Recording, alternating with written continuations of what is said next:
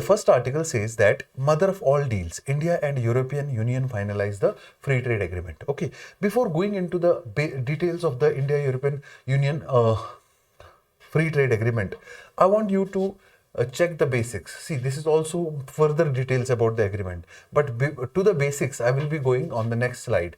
This is where I have kept the basis for free trade agreement.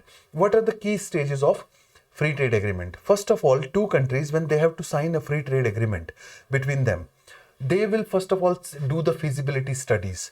वो क्या करेंगे, सबसे पहले चेक करेंगे कि ये एग्रीमेंट कितना फिजिबल है और इसका क्या क्या स्कोप है. दोनों कंट्रीज असेसमेंट करेंगे अपनी अपनी इकोनॉमिक सिचुएशंस का, उनके जो ट्रेड एग्रीमेंट साइन करेंगे उसका इकोनॉमिक इंपैक्ट क्या होगा, क्या उससे इकोनॉमिक गेन्स होंगे, तो दोनों कंट्रीज उसका एक फिजिबिलिटी स्टडी करेंगे. ठीक है. अब यूरोपियन यूनियन और इंडिया का जो फ्री ट्रेड एग्रीमेंट है, इसकी फिजिबिलिटी स्टडीज जो है इंडिया, यहीं पे मैं लिख रहा हूं, India European union this feasibility study started in 2007. 2007 में ये स्टार्ट हुआ. ठीक है.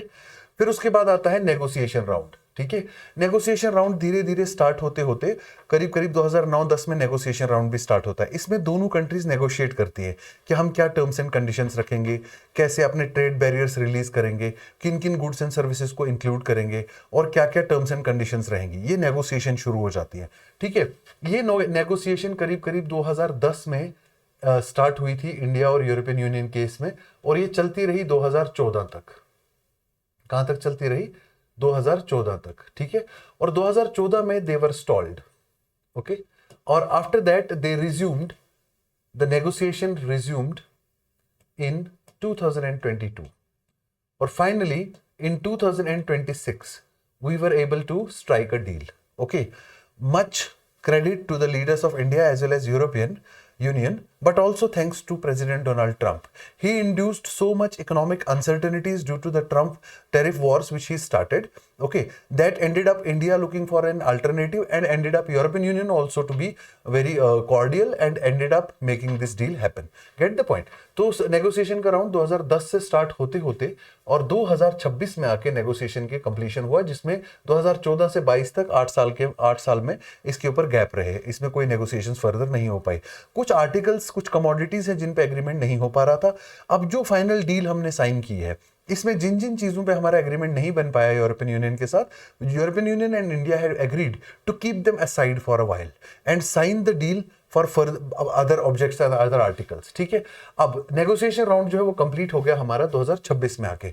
अब आगे क्या होगा? ड्राफ्ट होगा ये एग्रीमेंट, और उसके बाद इसका लीगल रिव्यू होगा, जो मैंने कल के आर्टिकल में भी आपको बताया कि now drafting will take place and legalities जितनी भी है, लीगल ओपिनियंस जो है दोनों साइड्स एक्सचेंज करेंगी, लीगलिटीज जितनी भी है इसमें वर्कआउट करेंगी, और फिर फाइनल ड्राफ्ट बन के तैयार हो जाएगा. उसके बाद फिर official signing off the agreement होगा. दोनों कंट्रीज के रिप्रेजेंटेटिव्स क्या करेंगे? इसको साइन करेंगे. मैं आपको याद दिला दूं, यूरोपियन यूनियन अकेला नहीं है. European union is basically a group of 27 countries. Okay, it is a group of 27 countries. Okay, so her country को ये ड्राफ्ट जो है उनकी लोकल लैंग्वेज में भेजा जाएगा रीडिंग पर्पस के लिए, और फिर लीगल लूप होल्स जितने भी है उसको वर्कआउट किया जाएगा, और फिर फाइनली साइनिंग होगा representatives of both the countries. ठीक है. And finally it will be ratification. Ratification का मतलब होता है अप्रूवल. जैसे इंडिया का रेटिफिकेशन कौन करेगा? Parliament of India.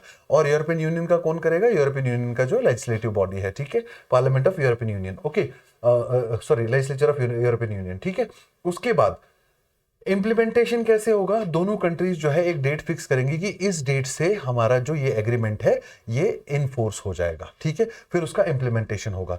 अभी हम ज्यादा खुश होने की जरूरत नहीं है कि अब जनवरी में हमने ये अभी नेगोशिएशंस ही कंप्लीट किए हैं. अभी इसके बाद 3 स्टेजेस और है. ठीक है. लेकिन ये सबसे टफेस्ट स्टेज होती है. जब ये फाइनलाइज हो जाए, आगे की स्टेजेस आर क्वाइट इजी. ठीक है. और ये हालांकि टाइम कंज्यूमिंग है. अभी भी हम ये नहीं एक्सपेक्ट कर सकते कि जनवरी में India European free trade agreement हुआ तो ये अब मार्च में इंप्लीमेंट हो जाएगा. नहीं, ऐसा हो सकता है by the end of this year ये इंप्लीमेंट हो. ठीक है. तो दो कंट्रीज को आपस में जब ट्रेड बढ़ाना हो, वो कई तरीके के एग्रीमेंट करते हैं. ठीक है. फ्री ट्रेड एग्रीमेंट एक एडवांस स्टेज ऑफ एग्रीमेंट आती है. बिफोर फ्री ट्रेड एग्रीमेंट, यहाँ पे मैं आपको ये भी बता दूंगा कि कितने इकोनॉमिक एग्रीमेंट्स किस टाइप के होते हैं, और ये मैं प्रोग्रेसिव स्टेजेस बताऊंगा कि पहले क्या होता है, फिर आगे कौन सा. पहला एग्रीमेंट होता है जिसको आप कहते हैं PTA, प्रेफरेंशियल ट्रेड एग्रीमेंट. इसमें दो कंट्रीज एक दूसरे को प्रेफरेंशियल पार्टनर्स की तरह ट्रीट करती हैं और इसमें टैरिफ सिर्फ कम होते हैं, पूरी तरह से एलिमिनेट नहीं हो जाते, ठीक है। This is preferential trade agreement. फिर आप आगे बढ़ते हैं तो आता है free trade agreement. Free trade agreement में क्या होता है कि जब आप ट्रेड शुरू करते हैं, दो कंट्रीज जब ये एग्रीमेंट करती हैं, इसमें कुछ चीजों के ऊपर टैरिफ्स का रिडक्शन होता है इंपोर्ट्स और एक्सपोर्ट्स में, और कुछ चीजों में टैरिफ एलिमिनेट भी किया जाता है, ठीक है। Reduction as well as elimination of tariffs जो है most of the goods and services के लिए कर दिया जाता है कि इंपोर्ट और एक्सपोर्ट एक दूसरे के लिए सस्ता कर दिया जाता है, ट्रेड बैरियर्स को रिमूव किया जाता है। फ्री ट्रेड एग्रीमेंट से आगे जब हम बढ़ जाएंगे तो क्या होता है then comprehensive economic partnership agreement, that is called CEPA, ठीक है। कॉम्प्रिहेंसिव इकोनॉमिक पार्टनरशिप एग्रीमेंट, इसका दूसरा नाम क्या है, comprehensive economic cooperation agreement, cepa और कॉम्प्रिहेंसिव इकोनॉमिक कोऑपरेशन एग्रीमेंट, ठीक है। इसमें क्या होता है, दोनों कंट्रीज जो है ब्रॉडर पैक्ट साइन करते हैं, गुड्स में, सर्विसेज में, इन्वेस्टमेंट से रिलेटेड, इंटेलेक्चुअल प्रॉपर्टी राइट्स के ऊपर भी बात करना शुरू करते हैं।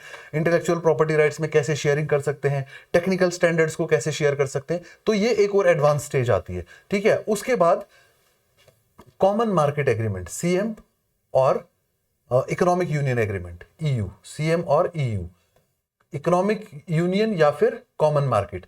मींस दो कंट्रीज इतना ज्यादा एक दूसरे के साथ ट्रेड करने लग गई हैं कि अब वो एक अपनी दोनों इकोनॉमीज को इतना इंटीग्रेट कर देती है कि वो अपने आप को एक कॉमन मार्केट डिक्लेयर कर देती है। ट्रेड बैरियर्स टोटली खत्म हो जाते हैं, उनके बीच में इंपोर्ट और एक्सपोर्ट की कोई प्राइस नहीं होती। इसमें high level of economic integration हो जाती है दो कंट्रीज की। इसमें लेबर भी मूव कर सकती है, कैपिटल, इन्वेस्टमेंट और पॉलिसीज जो है वो पूरी तरह से हार्मोनाइज कर दी जाती है। ये सबसे advance level of economic agreement होता है जिसको आप क्या कहते हैं, कॉमन मार्केट और इकोनॉमिक यूनियन।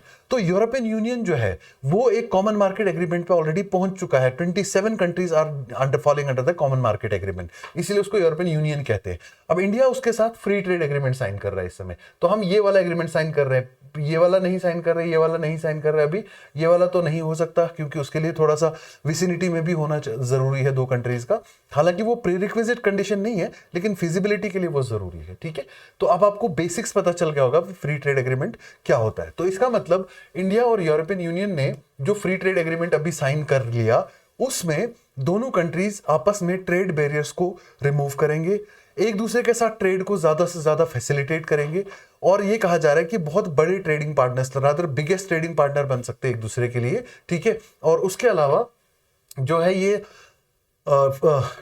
टैरिफ्स को ग्रेजुअली या तो कुछ कुछ चीजों पे एलिमिनेट कर रहे हैं और कुछ कुछ चीजों पे ग्रेजुअल रिडक्शन कर रहे हैं। सारी डिटेल्स इन आर्टिकल्स में दी है, मैं आपको ब्रीफली बता भी दूंगा, ठीक है। अब यूरोपियन यूनियन ने क्या कहा है कि हम इंडिया के जितने भी एक्सपोर्ट्स जा रहे हैं यूरोपियन यूनियन में इंडिया के जितने भी एक्सपोर्ट्स जाएंगे 99.5 पे क्या करेंगे, हम टैरिफ्स ड्रॉप कर देंगे, टैरिफ ड्रॉप कर देंगे।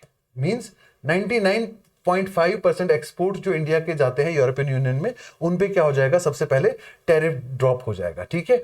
उसके बाद इंडिया ने क्या कहा कि 97.5% जो यूएसए, जो यूरोपियन यूनियन से हम इंपोर्ट करते हैं, उन पे हम क्या कर रहे हैं, यूरोपियन इंपोर्ट्स पे हम क्या कर रहे हैं, टैरिफ ड्रॉप कर रहे हैं, ठीक है। यूरोपियन यूनियन से 97.5% जो इंपोर्ट हम करेंगे उस पे हम क्या करेंगे, टैरिफ्स ड्रॉप करेंगे, ठीक है। जैसे जिसमें यूरोपियन वाइन जो है या लग्जरी कार जो है वो थोड़ा इंडिया के लिए लेस एक्सपेंसिव हो जाएंगी, क्योंकि उन पे जब वो आते हैं, बॉर्डर क्रॉस करते हैं, वहां पे एक ड्यूटी पे करना पड़ता है, कस्टम ड्यूटी, जिनको टैरिफ्स कहते हैं। अब वो टैरिफ जब नहीं पे करना पड़ा तो वो कार्स जो है वो कॉस्टली नहीं रहेंगी, ठीक है।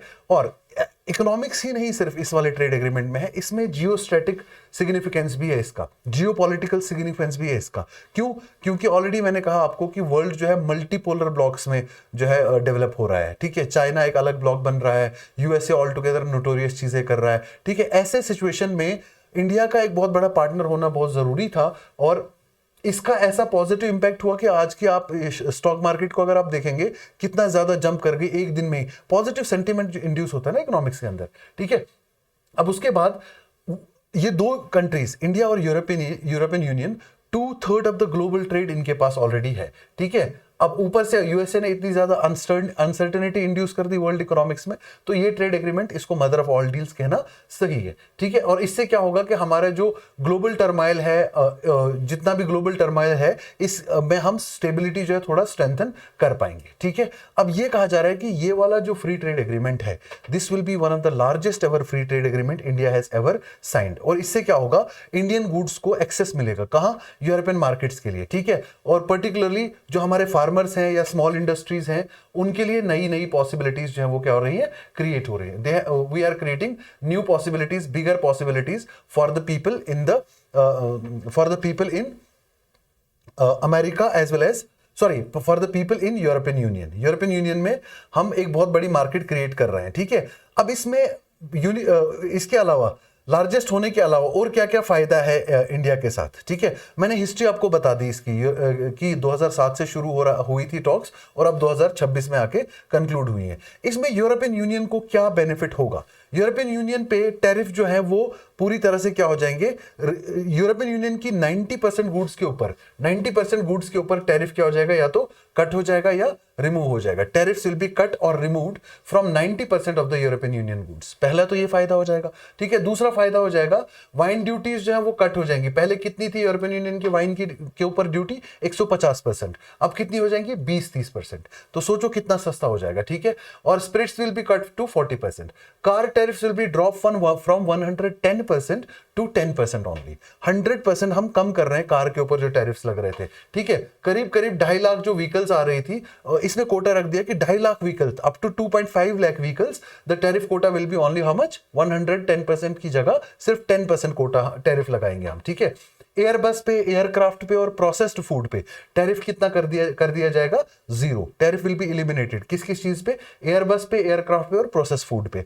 और 0 tax on most machinery and pharmaceutical products, machinery और फार्मास्यूटिकल प्रोडक्ट्स पे 0 टैक्स लगेगा, ठीक है। अब इंडिया को क्या फायदा होगा, इंडिया जितना भी एक्सपोर्ट करेगा, जैसे कि टेक्सटाइल, लेदर, जेम्स, स्पाइसेस, ये टोटली ड्यूटी फ्री हो जाएगा, ठीक है। और इसके अलावा 1.6 मिलियन टन स्टील जो है वो ड्यूटी फ्री हम एक्सपोर्ट कर सकते हैं। उसके ऊपर अगर एक्सपोर्ट करेंगे तो कुछ ड्यूटी फिर देना पड़ेगा, ठीक है। Easier for skilled Indian workers to work in 27 country block, तो वर्कर्स का जो है इजी हो जाएगा मोबिलिटी, कि वर्कर्स जो है आराम से यूरोपियन यूनियन के किसी भी 27 कंट्रीज में जा सकते हैं और वहां पे काम कर सकते हैं, ठीक है। उसके बाद इंडिया जो है, यूरोपियन यूनियन, इंडिया जो है, इसके बाद क्या होगा, बाकी यूरोपियन यूनियन के पार्टनर्स की तरह ही डील किया जाएगा, किसके ऊपर, कार्बन बॉर्डर टैक्स के ऊपर, ठीक है। उसके बाद धीरे धीरे टैरिफ्स फेज आउट हो जाएंगे, आर्म्स के ऊपर, एम्यूनिशन के ऊपर और बाकी गुड्स के ऊपर भी, ठीक है। अब इसमें कुछ चीजें एक्सक्लूड की गई है जिन पे हमेशा से टसल रहा है इंडिया और यूरोपियन यूनियन का। वो कौन कौन सी चीजें हैं, जैसे सबसे पहले चिकन, राइस वगैरह, इन पे कोई कंसेशन इंडिया ने नहीं दिया, ठीक है, क्योंकि ये बहुत बड़े एक्सपोर्ट कमोडिटीज हैं हमारी, और इनके ऊपर कंसेशन न देना मतलब इंडिया के अपने इकोनॉमिक इंटरेस्ट को सेव करना है। और दूसरा, कोई एग्रीमेंट दोनों गवर्नमेंट्स के बीच में नहीं हुआ एनर्जी और रॉ मटेरियल की प्रोक्योरमेंट को लेकर, ठीक है। सस्टेनेबल डेवलपमेंट के ऊपर जो है उसके ऊपर भी कोई टॉपिक, कोई डिस्कशन नहीं हुआ, ये वाला टॉपिक भी इंडिया ने रिजेक्ट किया, इसलिए क्योंकि यूरोपियन यूनियन कंट्रीज जो है उनका कार्बन एमिशन जो है वो ज्यादा है एज कंपेयर टू इंडिया। तो अगर इस पे एग्रीमेंट हो जाता तो उन्होंने ऑलरेडी जितना एमिशन कर चुका है उसके लिए फिर हमको भी थोड़ा सा उनकी मिटिगेशन के लिए कंट्रीब्यूट करना पड़ता। तो सस्टेनेबल डेवलपमेंट वाले चैप्टर पे हमने कोई डिस्कशन नहीं किया। और इसके अलावा ज्योग्राफिकल इंडिकेशंस के ऊपर अभी हमने कोई एग्रीमेंट नहीं किया। जैसे मैंने आपको ये बता दिया, ज्योग्राफिकल इंटीग्रेशन के, geographical indication, intellectual property rights, इन पे अगर हमको एग्रीमेंट करना होगा तो हम आगे फ्री ट्रेड एग्रीमेंट से भी आगे की स्टेज पे जाएंगे, कॉम्प्रिहेंसिव इकोनॉमिक पार्टनरशिप एग्रीमेंट या कॉम्प्रिहेंसिव इकोनॉमिक कोऑपरेशन एग्रीमेंट पे चले जाएंगे, ठीक है। और उसके बाद ये भी कहा गया है कि अगले 10-15 दिन में लीगल स्क्रूटिनी होगी, जो हमने ये एग्रीमेंट किया है इसका लीगल स्क्रूटिनी करने के बाद फिर धीरे धीरे हो सकता है with in the calendar year of 2026 हम इसको इन्फोर्स करेंगे, ठीक है। और 97 टैरिफ लाइंस पे हमने 97% टैरिफ लाइंस पे हमें टैरिफ रिडक्शन मिला है। 99.5, ये जो 99.5% मैंने पहले ही बताया था, this is trade by value, by value 99% by trade value, जितना हमारा ट्रेड वैल्यू है उसका 99.5% पे हमको टैरिफ रिडक्शन मिला है या टैरिफ कट्स मिल गए, ठीक है। लेकिन जब हम लाइंस देखें तो 97% टैरिफ लाइंस पे हमको क्या मिला है, टैरिफ रिडक्शन मिला है, ठीक है। और 90.7% जो इंडियन एक्सपोर्ट्स जो है उनमें एलिमिनेट हो जाएंगी टोटल ड्यूटीज, और बाकी में जो है वो रिड्यूस हो जाएंगी धीरे धीरे, ठीक है। और ड्यूटी एलिमिनेशन जो है ओवर 3 to 5 ईयर्स हम करेंगे। कितने अपने ट्रेड पे, 2.9% अपने ट्रेड पे हम टैरिफ एलिमिनेशन कर पाएंगे धीरे धीरे विद इन 3 to 5 ईयर्स, ठीक है।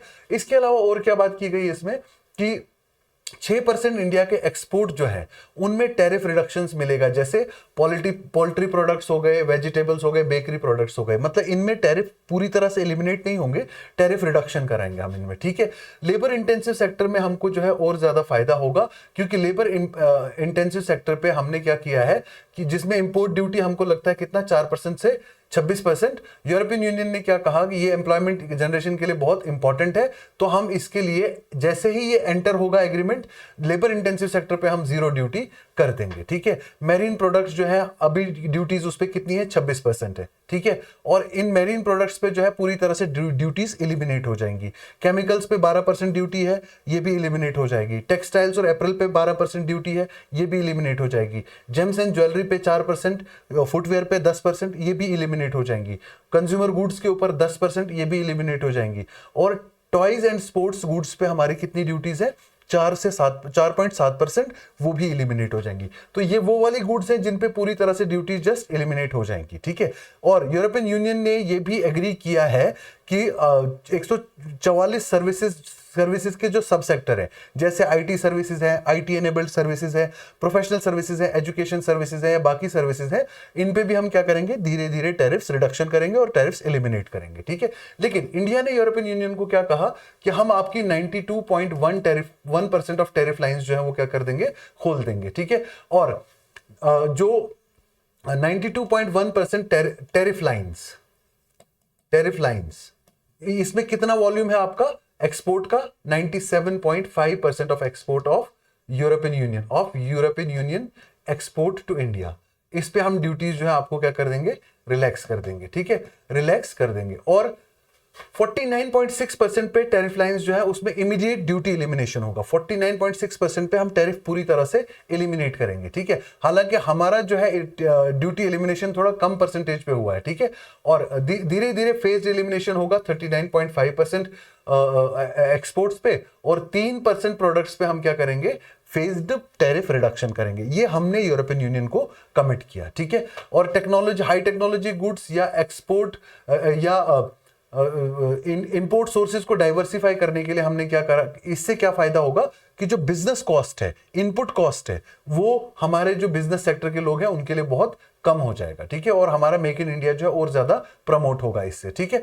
अब इससे क्या होगा कि ड्यूटी फ्री एक्सेस मिलेगा यूरोपियन यूनियन को इंडियन मार्केट्स में, और इंडियन एक्सपोर्टर्स को यूरोपियन मार्केट्स में, ठीक है। सर्विस सेक्टर में हमने एग्री किया कि हम 102 सब सेक्टर्स, देखो यूरोपियन यूनियन कहता है 144 सर्विस के सब सेक्टर्स को हम क्या करेंगे, धीरे धीरे ड्यूटीज एलिमिनेट करेंगे। हमने यूरोपियन यूनियन को क्या कहा, 102 सब सेक्टर्स जो हैं, जो आपकी प्रायोरिटीज हैं, जैसे प्रोफेशनल हो गए, business, telecommunication, maritime, financial services और एनवायरमेंटल सर्विसेज, तो इन पे हम क्या करेंगे, आपको धीरे धीरे ड्यूटीज जो है वो एलिमिनेट करेंगे, ठीक है। अब इसमें क्या है, सबसे इंपॉर्टेंट नोट करने वाली बात कि ऑटोमोबाइल सेक्टर या वाइन सेक्टर जो है, इसमें पहले कुछ प्रॉब्लम्स हुई थी, लेकिन अब हम इसके एग्रीमेंट पे आ गए हैं, ठीक है। तो अभी क्या हुआ, कई सारी चीज इसमें क्या हुआ, इसमें हमने कैसे सोल्यूशन निकाला, हमने इसमें कोटा बेस्ड सोल्यूशन लिया। कोटा बेस्ड सोल्यूशन मींस कुछ कोटा को हम ड्यूटी फ्री कर देंगे, उसके बाद अगर कोई एडिशनल एक्सपोर्ट या इंपोर्ट करना चाहे उसके ऊपर टैक्सेस रखेंगे। तो कोटा सिस्टम से हमने वाइन और ऑटोमोबाइल सेक्टर पे जो हमारी एक हर्डल बन रही थी इस ट्रेड एग्रीमेंट में, उसको हमने कोटा सिस्टम पे कंक्लूड कर लिया, ठीक है। तो इस तरह से it is called as mother of all deals, one of the biggest deal which India has cracked with any country in terms of trade. Mature and pragmatic decision, ठीक है। फ्री ट्रेड एग्रीमेंट साइन हुआ अभी किस किस के बीच में, European union और India में, ठीक है। वो ये कह रहा है कि ये सिर्फ इसलिए मैच्योर नहीं है कि कितनी बड़ी इकोनॉमीज इसमें इन्वॉल्व हैं, ये इसलिए भी इंपॉर्टेंट है कि इसने इंडिया के नेगोशिएशन स्किल्स जो है वो हाईलाइट किए और मैच्योरिटी भी हाईलाइट की कि कितना मैच्योरली जो है डिसीजंस लिए जा सकते हैं, ठीक है। इंडिया के लिए कहा जाता है कि इंडिया के लिए इस ट्रीटी के अंदर बहुत ही फेवरेबल टर्म्स है, ठीक है। मैंने कल भी डिस्कस किया था आर्टिकल में, पिछले आर्टिकल में जो मैंने डिस्कस किया, फेवरेबल के टर्म्स क्या क्या है इंडिया के लिए। इंडिया के लिए पहली चीज जो है फेवरेबल टर्म ये है कि जैसे इंडिया का 99.5% ट्रेड के ऊपर क्या होगा, टैरिफ ड्रॉप हो जाएंगे। क्या हो जाएंगे, टैरिफ्स ड्रॉप हो जाएंगे। नॉट इंस्टेंटली, कुछ चीजों पे उन्होंने कहा 3 to 5 ईयर्स में भी हम ड्रॉप करेंगे, लेकिन दे विल बी ड्रॉप। और मोस्टली जैसे कुछ टैरिफ्स इमीडिएटली जब ये इंप्लीमेंट होगा फ्री ट्रेड एग्रीमेंट तभी जीरो हो जाएंगे, ठीक है। इसके बदले में इंडिया ने कंसेशन दिया 97.5% जो यूरोप का एक्सपोर्ट है इंडिया की तरफ, ठीक है। इस पे इंडिया ने क्या कहा, यूरोपियन एक्सपोर्ट जो है इंडिया की तरफ, इस पे उन्होंने कहा कि हम जो है इस पे कंसेशन देंगे, ठीक है, कंसेशंस देंगे आपको, ठीक है। उसके बाद बहुत सारे इश्यूज जो प्रीवियसली जिन पे एक डील स्ट्राइक नहीं हो पा रही थी, मेनली ऑटोमोबाइल और वाइन वाला जो गुड्स थी, ठीक है। इस पे उन्होंने क्या किया कि कोटा बेस्ड सिस्टम, कि एक कोटे तक हमने क्या कर दिया, टैरिफ्स ड्रॉप करने की जो है डील की कि कुछ कोटा फिक्स करेंगे, उतने इंपोर्ट या एक्सपोर्ट तक हम टैरिफ्स नहीं लगाएंगे, उसके ऊपर लगा देंगे। सो कोटा बेस्ड सिस्टम, जहां पे हमारे जहां प्रॉब्लम्स आ रही थी हमको इंप्लीमेंट करने में, जैसे खास करके ऑटोमोबाइल्स पे, automobile sector plus wines also, ठीक है। तो ऑटोमोबाइल सेक्टर के लिए अब इंडिया के जो स्मॉल व्हीकल्स वगैरह वाला पार्ट है उसमें तो हम प्रॉफिटेबिलिटी एक्सपेक्ट कर सकते हैं, लेकिन यूरोपियन यूनियन का लग्जरी जो व्हीकल का सेगमेंट है उनके लिए भी एक बहुत बड़ी मार्केट खुल जाएगी इंडिया के अंदर, ठीक है। अब ये दोनों इश्यूज हैं, ऑटोमोबाइल सेक्टर या वाइन सेक्टर, इन्हीं की वजह से ये टॉक्स 2013 के बाद डीरेल हो गई थी और डायरेक्टली 2022 से वापस रिज्यूम हुई थी, ठीक है। उसके बाद इसमें इंडिया के डोमेस्टिक मैन्युफैक्चरर्स का भी प्रोटेक्शन होगा, लोअर एंड वाले जो मैन्युफैक्चरर्स हैं कार्स के, और लग्जरी कार मेकर जो है यूरोप के, उनको भी यहाँ पे इंडिया में अच्छी मार्केट मिल जाएगी, ठीक है। लेकिन इतना सब कुछ होने के बावजूद, इतना सब कुछ डिफेंस टेक्नोलॉजी, इनके ऊपर भी एग्रीमेंट साइन हुए, इतना सब होने के बावजूद भी ये आर्टिकल कहता है कि एक जगह पे और बात की जा सकती थी कि carbon border adjustment mechanism, carbon border adjustment mechanism, इस पे इंडिया ने कोई ट्रेड अभी कोई नेगोशिएशन नहीं किया, इस पे भी नेगोशिएशन किया जा सकता था, ठीक है। ये है क्या carbon border adjustment mechanism, simple याद रखना कि यूरोपियन यूनियन में जो भी गुड्स एक्सपोर्ट करता है, जब वहां पे गुड्स आती हैं तो जो भी goods non eco friendly technologies से बनी होती है उनके ऊपर कुछ ड्यूटीज एक्स्ट्रा लगाई जाती हैं। क्यों? क्योंकि उन्होंने एमिशन किया होता है, कार्बन एमिशन किया होता है, ठीक है। तो वो एडिशनल ड्यूटीज 25 से 30% under this mechanism European union लगाता है उन गुड्स के ऊपर जो नॉन इको फ्रेंडली मैकेनिज्म से या नॉन इको फ्रेंडली टेक्नोलॉजी से बनाई जाती हैं, ठीक है। अब ये अभी तक तो सिर्फ 6 प्रोडक्ट्स ऐसे हैं जिन पे ये कार्बन बॉर्डर एडजस्टमेंट मैकेनिज्म के अंडर टैरिफ्स लगाए जाते हैं, लेकिन ये भी कहा गया है, यूरोपियन यूनियन कहता है कि ऑल इंडस्ट्रियल गुड्स जो नॉन इको फ्रेंडली मैकेनिज्म से बनाई जाएंगी, हम उन पे ये कार्बन बॉर्डर एडजस्टमेंट मैकेनिज्म के थ्रू टैरिफ्स लगाएंगे। वो टैरिफ किस लिए होंगे? To compensate the carbon emissions, ठीक हो गया। इसके बारे में बेसिक्स में आप अभी आगे और बताऊंगा, ठीक है। तो इस पे डिस्कशन किया जा सकता था, ठीक है। एक दूसरा, इंडिया जो है फॉरेन इन्वेस्टर्स अट्रैक्ट करने के लिए सिर्फ फ्री ट्रेड एग्रीमेंट सफिशिएंट नहीं है, इंडिया को क्या करना पड़ेगा, अपने रिफॉर्म्स और करने पड़ेंगे, स्ट्रक्चरल रिफॉर्म्स और करने पड़ेंगे, ताकि large scale manufacturers across the globe India में इन्वेस्टमेंट करें। और लास्टली उसने ये भी कहा है कि इसको अभी ट्रांसलेट करना है 27 यूरोपियन लैंग्वेजेस में, फिर इसकी लीगल स्क्रूटिनी होनी है और इसमें थोड़ा टाइम लग सकता है। तो इंडिया को कोशिश ये करनी है कि ये टाइम मिनिमाइज कर सके और जल्दी से जल्दी ये इम्प्लीमेंट हो सके, ताकि हम स्पीडी क्लियरेंस प्रोसेस के थ्रू इसको क्लियर करा पाए, इम्प्लीमेंट करा पाए और इसका जो है हम प्रॉपरली बेनिफिट ले सके। So this concludes the news on European unions free trade agreement with India. अब यहाँ पे आपको एक बेसिक्स में आपको बताता हूँ what carbon border adjustment mechanism क्या है। इसका बेसिक्स यहाँ पे है कि यूरोप की एक पॉलिसी है fit for 55 in 2030, fit for 55 in 2030 means by 2030 तक यूरोपियन यूनियन क्या चाहता है कि एटलीस्ट 55% रिडक्शन करना है इसको अपनी एमिशंस में। और कौन से लेवल पे? 1990 लेवल पे जितनी एमिशंस थी उससे 55% कम करना है बाय 2030। 2030 तक पहुंचते पहुंचते जितनी यूरोपियन यूनियन में एमिशंस होती थी कार्बन एमिशंस, उसको कम करके 55% बिलो लेके आना है, ठीक है। That is the strategy fit for 55 in 2030 package. ये यूरोपियन यूनियन का एक क्लाइमेट लॉ है, ठीक है। अब ये यूरोपियन यूनियन के क्लाइमेट लॉ के तहत मैंने आपको पहले ही कहा, उन कमोडिटीज पे जो यूरोपियन यूनियन के अंडर एंटर करती हैं, अगर वो नॉन इको फ्रेंडली टेक्नोलॉजीज से बनी है, ठीक है, नॉन इको फ्रेंडली टेक्नोलॉजी से बनी है, तो उन पे 25 to 30% एडिशनल टैरिफ जो है यूरोपियन यूनियन लगाता है, ठीक है। अब प्राइस कैसे डिक्लेयर की जाती है कि कितना यूरोज जो है आपको टैक्स पे करना पड़ेगा, वो emission trading system European union का जो है उसके तहत प्राइस फिक्स किया जाता है। और ये देखा जाता है कि कितने CO2 इक्विवेलेंट्स इमिटेड होते हैं, ठीक है। तो यूरोज पर टन ऑफ CO2 इमिटेड, इस हिसाब से उनको पे करना पड़ता है, नंबर ऑफ यूरोज पर टन ऑफ CO2 इमिटेड, ठीक है। और इसका मेन पर्पस क्या है, मेन पर्पस या मेन ऑब्जेक्टिव क्या है, इससे क्लाइमेट ऑब्जेक्टिव्स जो हैं वो अचीव करना चाहता है यूरोपियन यूनियन, ताकि वो कंसिस्टेंटली, अगर कार्बन इंटेंसिव इंपोर्ट्स भी कर रहा है, अगर वो इंपोर्ट्स भी कर रहा है यूरोपियन यूनियन जो कार्बन इंटेंसिव इंडस्ट्री से बने हुए हैं, फिर भी उनके ऊपर एक्स्ट्रा टैक्स लगा के जो है उसको मिटिगेट करना चाहता है, ठीक है। So this is basically carbon border arrangement mechanism. तो इसके बारे में थोड़ा सा कभी कभी पूछा भी जा सकता है प्रीलिम्स में, तो इसको थोड़ा सा देख लेना, ठीक है।